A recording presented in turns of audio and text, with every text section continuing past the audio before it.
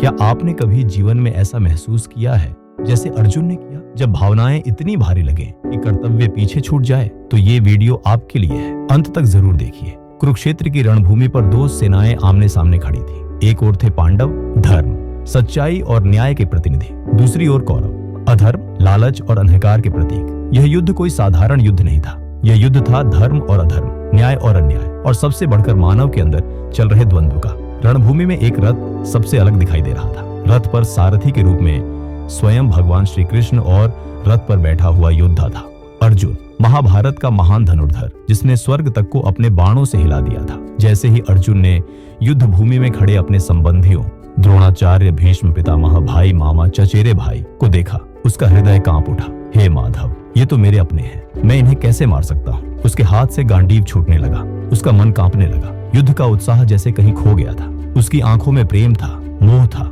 करुणा थी और साथ ही भ्रम भी।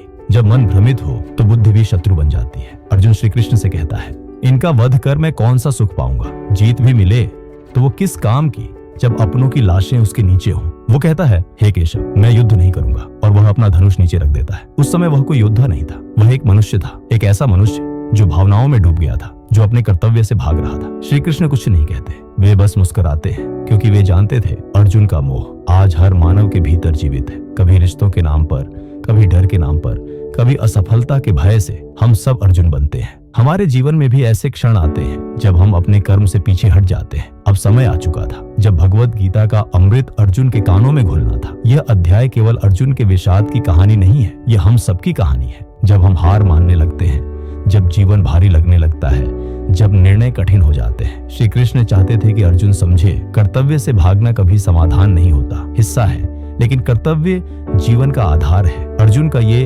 विषाद मानव मन की वास्तविकता है। जब आप बहुत जुड़ाव रखते हैं तो निर्णय कठिन हो जाते हैं। वो गुरु द्रोण को देखता है, जिसने उसे धनुर्विद्या सिखाई थी। वो भीष्म को देखता है, जिसे वह दादा के समान पूजता था। वो अपने भाइयों, रिश्तेदारों को देखता है, और भावनाएं कर्तव्य पर हावी हो जाती है। यही द्वंद्व ही अर्जुन विषाद योग है, जब युद्ध बाहर नहीं अंदर होता है। जो युद्ध से भागे वो जीवन जीत नहीं सकता। कर्तव्य कठिन हो सकता है, लेकिन त्याग देना कभी विकल्प नहीं होता। जब मन भ्रमित हो तो ज्ञान का दीपक जलाओ। रिश्ते पूज्य हो सकते हैं, पर धर्म सर्वोपरि होता है। असली योद्धा वह है जो अपने अंदर के डर को हराता है। और जब अर्जुन ने अपने गांडीव को नीचे रखा, तब श्री कृष्ण ने कहा, हे पार्थ, तू लड़ने के लिए पैदा हुआ है, हार मानने के लिए नहीं। यही से शुरू होती है गीता, जीवन के सबसे महान ज्ञान की यात्रा। अगर आप चाहते हैं कि हम भगवत गीता के अगले अध्याय भी ऐसे ही सरल और प्रेरणादायक अंदाज में आपके लिए लाए, तो अभी सब्सक्राइब करें और बेल आइकन दबाएं, ताकि अगली बार श्री कृष्ण की वाणी सीधे आपके मन तक पहुंचे। धन्यवाद। याद रखिए, जब आप भ्रमित होते हैं तब गीता जवाब देती है।